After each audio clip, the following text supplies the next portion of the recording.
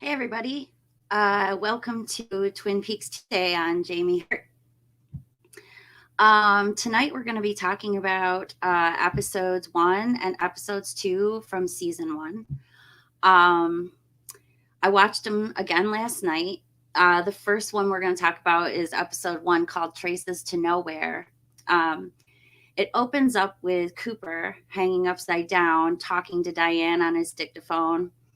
And I love it because when he gets down, he starts to, talk about, JFK and Marilyn Monroe and, how it all goes together, which I thought was really kind of just a funny little thing. Sometimes it makes me wonder when he says stuff like that, though, like, what's real? Because sometimes I'm not really sure what is real and what's not.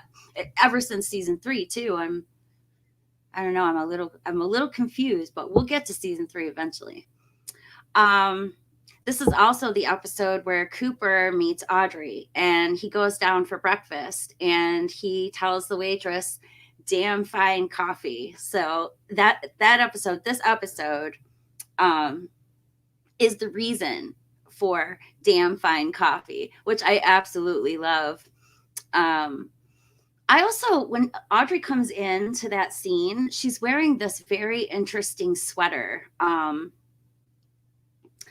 like it's a like a tree branch sweater or something, if I remember right. It's gray and black, and I really really like it, and I find it interesting because they associate her with wood. Her house is made out of wood. The Great Northern is made out of wood. She's involved with the whole ghost wood thing. So they associate her with wood quite a bit throughout the series. And I find that a little bit interesting. Um, okay, let me see something here. Okay, sorry about that. I'm still getting the hang of this stuff, because I'm not used to hosting my own show, and I'll get to it eventually. I'll get into it. It's just nerve-wracking at first. So, also when he goes to the sheriff's office after having breakfast, he walks in there, and everybody in there has a stuffed mouth full of donut, which I think is funny because they're all talking to him, and everybody's got a full mouth, but he can still understand them, which I think is pretty hilarious, to be honest. Because, well, I can understand them too, but maybe it's just because I've seen it so many times. Not sure I understood it the first time I saw, but I thought that was pretty interesting. Lucy, when she answers the phone, and Albert is on the other line, she says to Cooper that she can hear wind, like she can hear wind blowing through the trees, which I never noticed before, and I think it's pretty poignant because why is she even talking about that so early in the show? The wind sound between the trees, it like an open air sound, she says, which I find really, really, really interesting, considering the entire thing has wind in the background of the noises and everything. So I find that really cool. This is also the episode with Nadine and her cotton balls, which I think is so funny that she wants to make these silent runners so badly, and she thinks it's going to be her ticket to being rich and everything. And I really wish it would have been her ticket to being rich. I mean, we all know that eventually she does open up her silent drape shop, but that's so far in the future. I don't know when she actually opened it, but we all do know she does end up being somewhat successful. Maybe not rich, but somewhat successful at her goals. So I thought that was kind of cool. Also, this is the episode with the fish in the percolator, which I think is so funny. How did the fish get in the percolator? Did Josie put the fish in the percolator? Did uh what's her name? The one Carrie's mom from the movie Carrie. Can't think of her character's name for some reason. Did she put it in there? Who put the fish in the percolator? I've always wondered that. Um, and this is also the episode where Cooper comes up with the black as midnight on a moonless night, which I absolutely love that. I have a t-shirt that says it on it. Oh, speaking of t-shirts, this is the Queen of Heart t-shirt. Queen of Hearts is, I don't know if you know, but if you don't know, check out Obnoxious and Anonymous. He's making a Twin Peaks fan film called Queen of Hearts. And so I wore this tonight in honor of that and to promote it. So if you aren't a member of his channel or you aren't subscribed, go over there and subscribe to his channel, because you're not going to want to miss it when this movie comes out. I've seen other stuff that Cameron's done, and it was fantastic. So I am really looking forward to seeing this, because I have no doubts in my mind that it's going to be absolutely fantastic. Bobby and Mike in this one plan to kill James. I think it's kind of, it's exciting. It's a little exciting part to it. I think it was funny in the pilot how they're barking at him. Have you ever wondered why are they barking? What made them bark, of all things to do? I have no idea.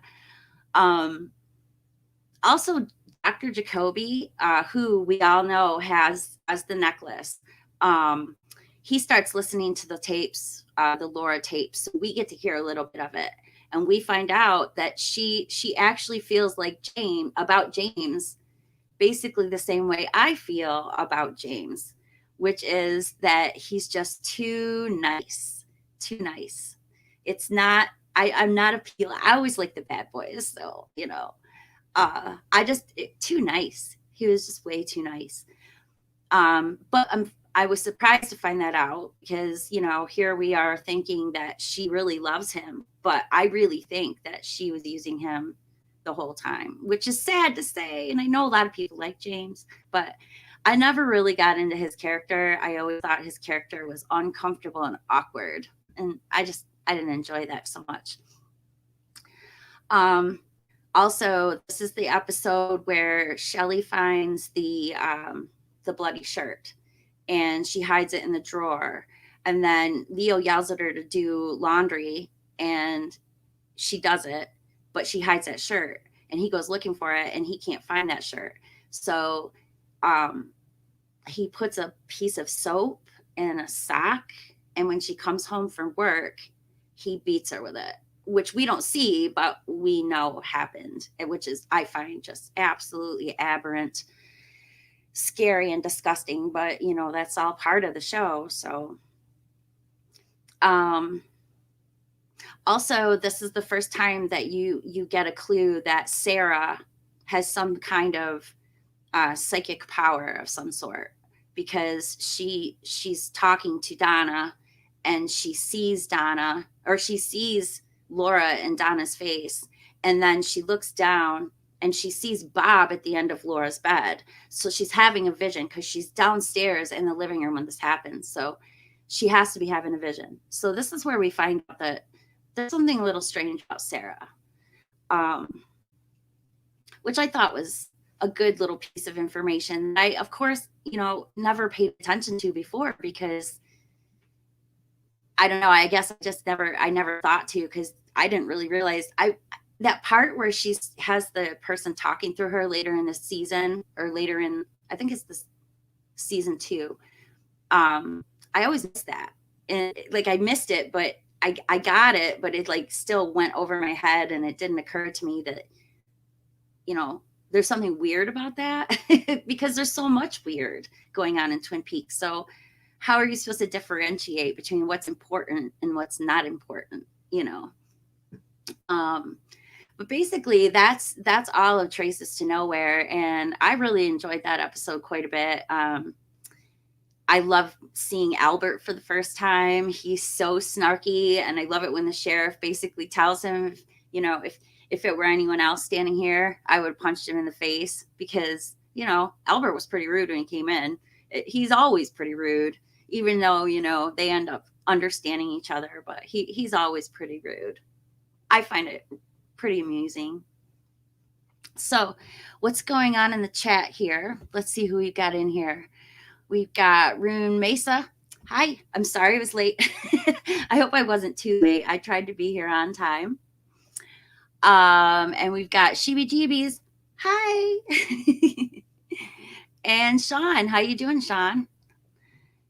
Barking like dogs and see James as their prey. Interesting. That's very interesting.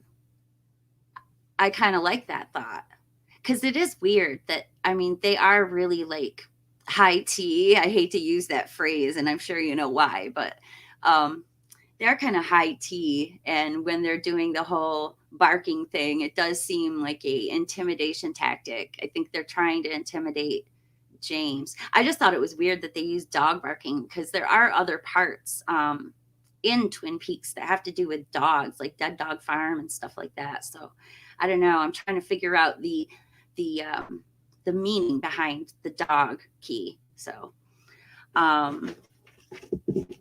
let's see. Let's move on. Ooh, that's not the right way. Yes, I have a piece of paper that I'm reading off of because I have to take notes. Otherwise, I look dumb. Okay, so episode 3, or actually, I'm sorry, episode 2, Zen, or the skill to catch killer. It opens with the horns at dinner, and it's real quiet. No one's talking at all around their dinner table. It's a very uncomfortable situation. You know, you have Johnny sitting there with his, Indian headdress, and you've got Audrey sitting there with a grin on her face because she's always up to no good and she's always doing some sort of mischief.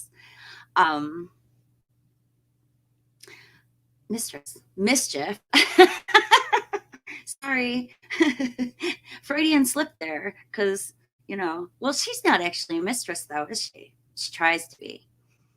And Jerry comes in. Jerry arrives from Paris with the baguette with brie and butter, which obviously tastes delicious because he dug right into that. And I find it funny that these last 2 episodes have everybody's filling their mouth with food. There's a few different scenes where people have full mouths and they go to talk in both episodes that I watched, and I never put that together before. I noticed it before. I kind of think it's amusing. I don't really understand what it's all about, but more mouthful talking there.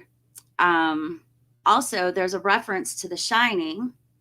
All work, no play, make Ben and Jerry dull boys, which I really, really, really like. I always love when people reference, The Shining or any other horror movie that is in my top 5. So I thought that was cool.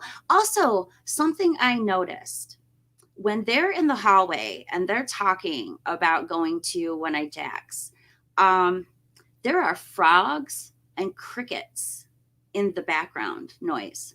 Now, if they're indoors, why are there frogs and cricket sounds in the background of that scene? It's very weird. So it makes me want to go back and try to figure out what it is that has to have a meaning. It's indoors. It wouldn't be there just for no reason at all, right? So it's weird. Why is that? Why is that sound even there?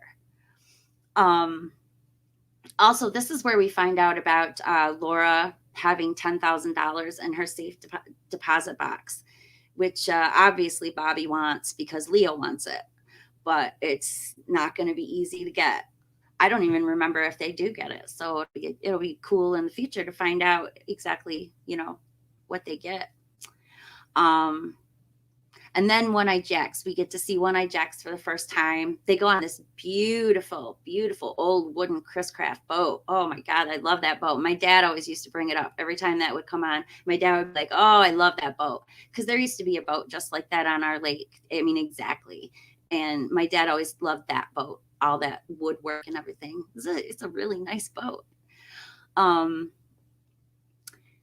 And then he goes there and they greet Blackie, and for some reason, I think is it Jerry? No, is it Jerry? No, I think it's Ben, who recites Shakespeare to Blackie, which I find charming and beautiful, and I love it. And it's the one, shall I compare thee to a summer's day? I can't remember if that's Romeo and Juliet or if that's Twelfth Night or if that's oh, what's the one about them all dreaming? I can't remember the name of that one. Um, it's on the tip of my tongue. Don't remember it though. And then this is where you find out too that, about the $10,000. Leo says Leo needs a new pair of shoes, which to me is one of my favorite little things in all of Twin Peaks, because he's always going, um, new shoes, new shoes. After he loses his ability to speak, all you hear is new shoes, which I love because I love new shoes. So, let's see, what else do we got here?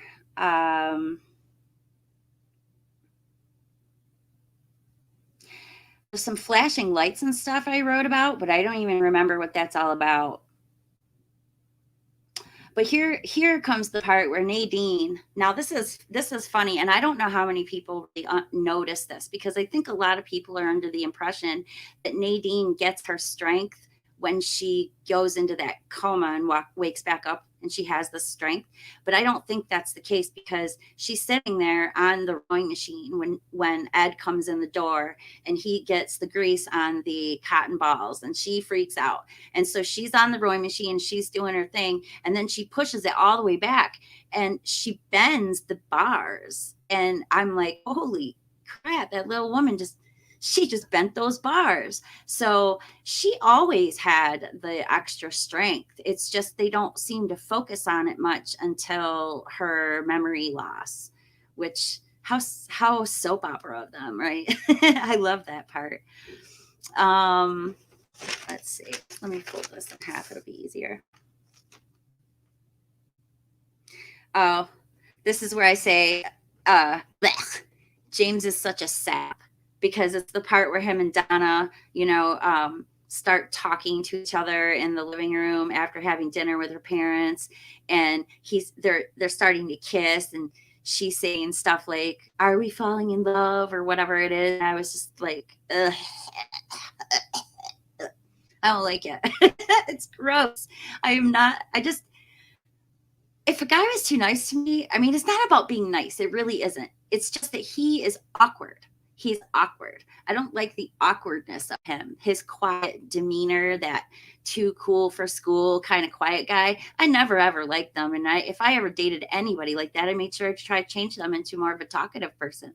So, um, oh, and this is the episode where we hear about Tibet, and they do the rock throwing game, which I love that part. I love that part so much because it goes right along with how I think about everything for real. I would do a game like this and believe it. Okay. So I really think that it's one of the best parts of all of Twin Peaks is this little psychic thing that Cooper has. um, because inside me, I believe that I believe in that kind of stuff, that there's something extra out there that people can tap into, and whatever he is, he's tapped into it. And I really enjoy the rock throwing scene because they're all, especially Lucy cracks me up. She gets all excited over it and jumps up and down and loves checking things off the board and stuff, which I really, really like that. Um, but that's how they find out about, Leo, that Leo has something to do with it, which I think is great. I like that. It also goes along with my whole, my overall feeling about the entirety of the show, not just the season, but the entirety. I think is possibly all a dream. I don't know whose dream. I don't know when the dream starts. I don't know exactly when the dream is, but I just believe that it's either an amalgamation of a whole bunch of dreams together, or it's somebody's dream. Maybe, possibly, it could be Laura's dream. It could be Cooper's dream. I'm just not really sure which one it is. Oh, and Andy getting hit by the rock in the head. And then he was like, I'm okay. And then they make a joke about, there's nothing there anyway. I really enjoyed that. I thought that was so funny. It's weird because Andy's character is supposed to be like the bumbling idiot, right? But then in season 3, he's like a major part of it, almost like a hero. It's weird. I'm never going to be able to fit all that puzzle pieces together. It's never gonna flesh out for me, probably. Um, the rock throwing itself came from a dream. So the idea of his throwing the rocks, to try to come up with a person of interest came from a dream he already had. So there's already talk of dreams, going on in this. Also, this is when we get Audrey's dance. They go to the Double R, and Audrey is in there, or she goes in there, and Donna and her parents are in there. And Donna goes up to say hi, and they start talking about, Cooper loves coffee, and, how she likes hers with cream sugar, and he doesn't. And then gets up, starts dancing to the jazz. And it's so out there and so unique. I mean, can you name any other show that has a scene that's so surreal, that has, that's so dreamlike? And she even says, isn't it too dreamy? It is dreamy. It is like a dream. It makes me think somebody's dreaming it. Let's see. Oh, when Cooper and Truman are in the little, I don't know what room you want to call it, like a conference room, I guess. Cooper tweaked right before Albert gets there. Cooper tweaks Truman's nose, which I think is absolutely adorable. Can we have more of that? Please bring him back. If we get a season 4, David Lynch, can you please get Michael Ontkean? I'll go all the way to Hawaii for you and drag him because I really, really love the dynamic between Cooper and Truman, and it was missing in season 3, and that is such a shame. It really is, because I cherish their relationship with each other. Oh yeah, we already talked about the Silent Runners, Cooper's Dream. Oh, I also noticed that Leland, he's associated with like swing music. It seems like every time there's music involved with Leland in the scene and dancing involved, it's always swing music. Just like Audrey's is always like this, this slow, sultry, kind of jazz feeling. Leland always has swing music, which I find really interesting, because Bob himself I think he has something that's he likes to sing, right? Doesn't somebody say that later on, that he likes to sing? So his liking the swing music and liking music in general doesn't it makes sense to me, basically. So also, what does every Twin Peaks episode usually end with? It usually ends with Laura's face, right? Not this episode. This one ends with the arm dancing. So it goes into Cooper's dream, and you see Cooper, dreaming this dream where he's older, and it's 25 years later. And the little man says, this is my cousin. Doesn't she look almost exactly like Laura Palmer? And he asks her, are you Laura Palmer? And she walks up to him and, whispers in his ear.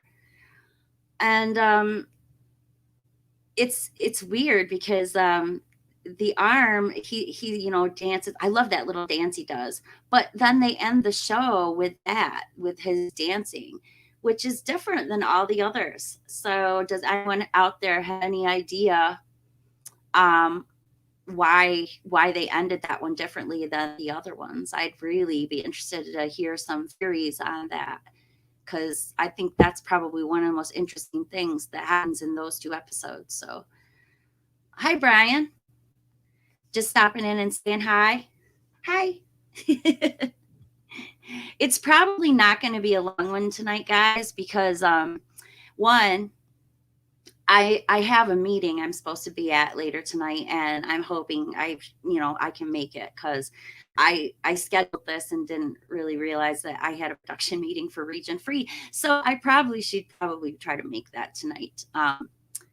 Hello, Johnny. How are you today? That's right. I remember that little bear, but that's season 3. She says that to him, though, every time he goes in. And I know this because of the book, The Secret Diary. That's the kind of stuff she would say to Johnny when she would go in there. So when he puts that inside the bear, I just think it's his way of trying to make it so Laura is still with Johnny. And that's my garbage theory on that. Classic line. Black. Oh, I did mention that. Rune Mesa, black as midnight on a moonless night. I did mention that.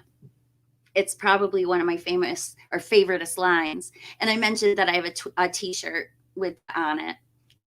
I wore it last week. It's got a big hand, and it says black as moonlight on a moon, or yeah, black as midnight on a moonless night. God, that's a tongue twister, isn't it? I want that bear too. Bob is eager for fun. Everybody run. Glenn Miller's Pennsylvania 65000. I know, right? Isn't that funny? There's a game I play called Life is Strange. And when you go into the diner, that song is playing, which I absolutely love. And when you go into the bathroom in that diner, on the mirror, it's part of what you're supposed to find. It says Fire Walk with Me right on that mirror, which I just absolutely love. If you've never played Life is Strange before, I highly recommend it. It's going to seem like one thing to you, but it gets crazy and bad stuff happens. And it is so fun. It is so good. What a good game. And I hear they're coming out with, they've got a sequel to it called, and they got a prequel to it. And now they're coming out with another one. So there's going to be a part 3. So I think that's pretty cool. Hi, Gary. How you doing? It is cool at Easter egg, but the thing is, the whole thing has Twin Peaks in it, because even her license plate, one of the characters' license plate on the back of their truck says Twin Peaks. It's like a major influence on the game. So check that game out if you've never played it. I think that you can possibly play that free on PS Now if you have PS Now. And I enjoy it. I like it a lot. So you solve mysteries and you have the power to turn back time, which is super fun. I like that.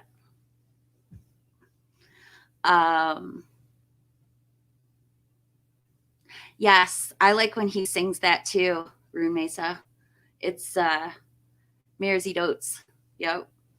My grandfather used to sing that to me when I was little, so I really, really like it. Would I still take a ride? Yes, 100%. I love motorcycles. I would totally take a ride on his motorcycle. I wouldn't kiss him. I wouldn't. He's too awkward. I don't like that. It's really annoying. I like a challenge, I guess. Just ask my husband, because he's definitely a challenge. So he'll always be. Alan Wake, I played that too, and I love that. And it has great music. Oh my God, Alan Wake has the best music. It's got so much of Nick Cage, or not Nick Cage, Nick Cave and the Bad Seeds, which I absolutely love. Nick Cave and the Bad Seeds. I follow them here on YouTube because I absolutely love them. Check them out if you've never heard of them. Nick Cave and the Bad Seeds.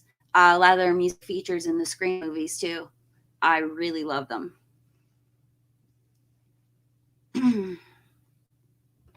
Let's see what else. I've missed a whole bunch of stuff in here.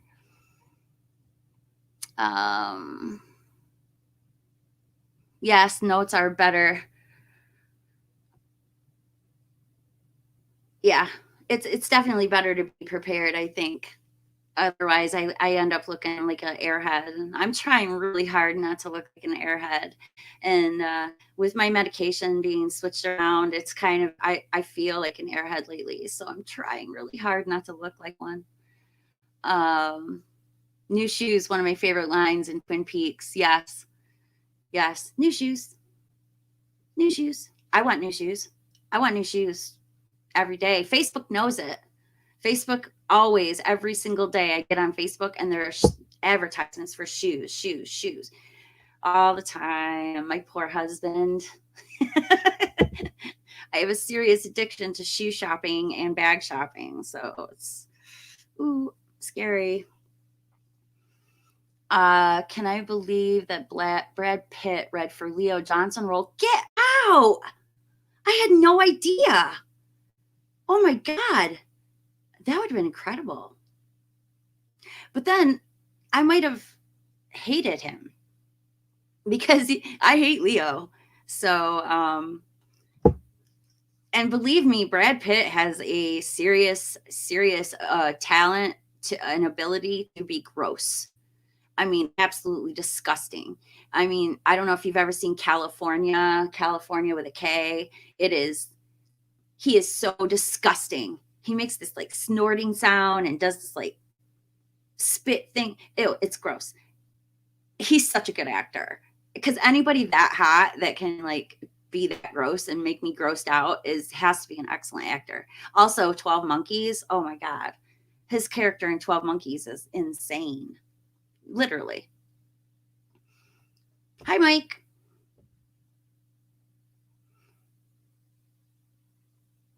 You think it might be Johnny's dream, Rune Mesa? Huh.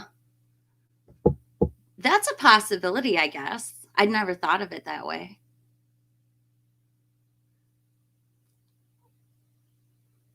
No, you're outside having a drink, Brian. Oh, I'm jealous. What are you drinking? Do a shot for me.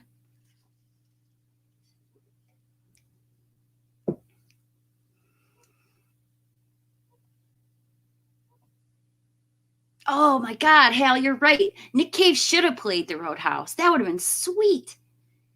I would have loved that.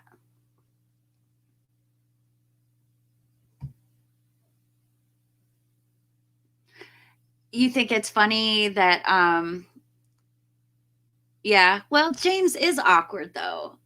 He to me is like, I've dated guys that gave me that same feeling, and it didn't last more than one or two dates because if a guy seems desperate or over eager or just too willing to be, I don't know I can't explain it.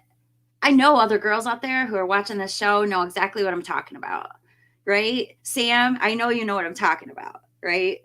If they're too nice, there's something whack. It's just too much, you start to wonder why, or think that they have not enough confidence in themselves. And I'm attracted to confidence. So I think that's why I never really liked the what somebody would consider a nice guy or like James. I don't know if you can consider him. Yeah, I guess he's classic nice guy. Just awkward. Ooh, I don't like it. My brain fog honors your brain fog. My brain fog definitely honors yours because I definitely am suffering big time from brain fog. And the older I get, the worse it gets. And I am only a month away from my birthday. So, oh my God. Oh, guess what, guys? I signed up to get my shot. So I'm getting my first shot Friday, and I'll be getting the second one right around my birthday. So that's going to stink if it makes me sick and I'm around my birthday. But then again, maybe I'll get pampered. So maybe it'll be a good thing. Yeah, strange. Brad Pitt would have been weird, right? I've never seen Snatch. Actually, I think I probably have, but I don't remember liking it much. Yeah, I love cocky. Yeah, definitely. The cockier the better because I grew up with four brothers. You can't grow up with brothers and not want to have a little bit of a challenge in your life. because literally my whole life has been my brothers challenging me and me challenging my brothers. So I don't know. I guess I just like that. Eeyore. Yeah, that's a good comparison. Eeyore. Eeyore's always so depressed though. I don't know if James is really depressed. Maybe. He's just like, ugh, I don't know. I just don't like him. I like Bobby. I would have dated Bobby. Definitely. I would have been after Bobby. I was never shy to go after someone. And I would have been after Bobby. My high school boyfriend didn't like him. I used to be like, Bobby's so hot, and he'd get all upset. So dumb. But basically, that's it. That was the 2 episodes I watched. So if you guys have anything you want to say about them, maybe about anybody have any ideas on why the arm is dancing episode rather than ending on Laura's picture? And do you know of any other episodes that end that way? Anything other than Laura's face? Because I just find that interesting. I had forgotten about it. And as far as I know, I think that might be the only episode that ends different. Cameron's not here for me to ask. He's usually the person I go to when I have a question.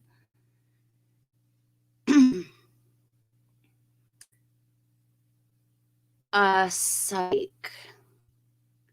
I don't know if I've seen that show. Psych. Is that a newer show? Oh, you like my couch? Yeah, it's cool, right?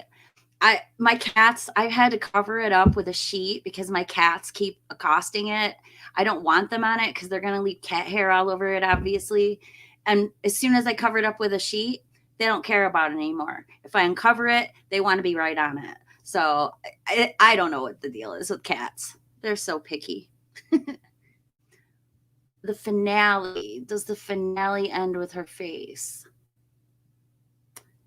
Don't know, but we will find out in the next couple weeks because I'll be getting to that one quick. Because season 1, I think, is only 8 episodes.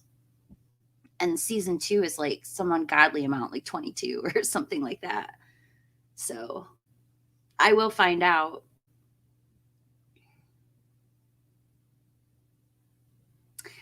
I don't remember. Sean. I'm going to look that show up, Rune Mesa.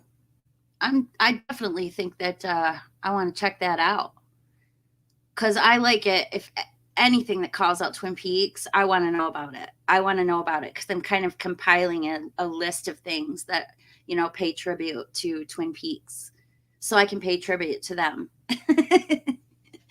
Anybody that pays tribute to my favorite show of all time, please, I want a tribute to you. So. Yeah, I really like this couch, Hal. It's cool. It does fold out into a bed too, a futon. It's hard to imagine that came in a box. It's really kind of weird. My husband put it together for me pretty quick. So, and then I got my zigzag carpet and my blanket.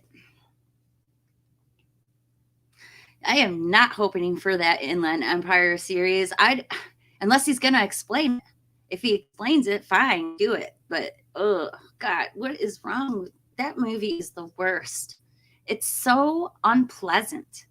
And I don't know if that was his goal, was to make everyone feel unpleasant, but that's the effect it had on me. It was pretty unpleasant. So,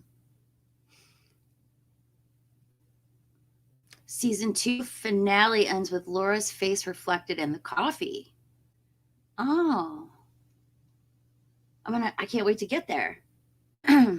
I might have to just go in and look at that just to look at it. I did not carry that box in. I was lifting up a whole bunch of like boulders and stuff all weekend, so I feel pretty I feel pretty strong right now. I'm building a rock garden in my yard, and I'm using rocks to like line flower beds and stuff. So I went up back in the woods and dug up some of the rocks that the glaciers dropped a bunch of rocks off here. So there's rocks of all kinds of sizes. We have a place 15 minutes away from here called Panama Rocks, and you go there and you can walk caves and kinds of like trails, and there's rocks everywhere, rock formations everywhere. It's pretty cool. It's one of the coolest places around here. Sometime I'll do a video on it and post it on my page, because I think everyone will really enjoy seeing that and hearing about the little there's a little mystery with that place. They found a gold medallion in a rock formation. So there's a legend that there is hidden gold, Aztec gold or something like that. It could be pirate gold of some kind or something. There is a legend that there is gold buried there somewhere. So it would be really cool for somebody to find that, but that's been like that legend's been around since I was born. So I really doubt anyone's going to ever find it if they haven't found it by now. Have I seen the rocks with teeth? Yeah, in my dreams, they chase me. I definitely am afraid of rocks with teeth. It's cool, though, like in the middle of the summer, if you go there, you can go down in these rock formations and there's ice in there. In the middle of like a 95-degree day, there'll be ice still in these crevices and these rocks. So I think that's cool. And I have a fascination with rocks. I'm a nerd. I like rocks. I know all about the different kinds of rocks and everything that are around here. And I'm just a nerd. I'm a science nerd at heart. I just hide it well. Dual spires. Okay, I'll check that out. Definitely. Oh, it's got a bunch of Twin Peaks actors. Love Lenny Von Dolan. I love that guy. He's so cool. He had one of the cooler characters in the show too, I think. Well, if I can't watch it free, I'll figure it out.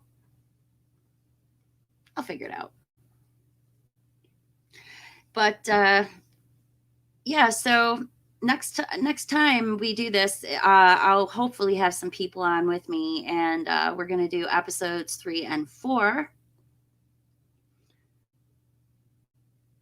Oh, really? Gersten Hayward playing the piano boogie, no Laura face? Oh. Well, this is making me want to go through and find out exactly which ones ended that way and which ones didn't. Because it is kind of famous for ending on the picture of Laura all the time. And it surprised me because I had forgotten there was any other types of endings.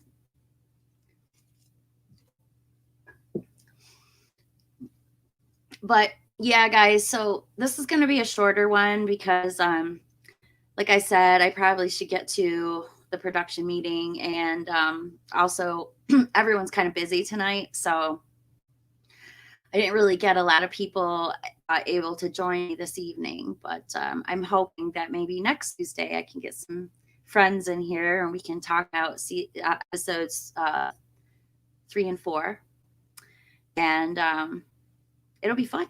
So I hope to see you guys in here next week, and we'll see you all later. Have a good night. Bye.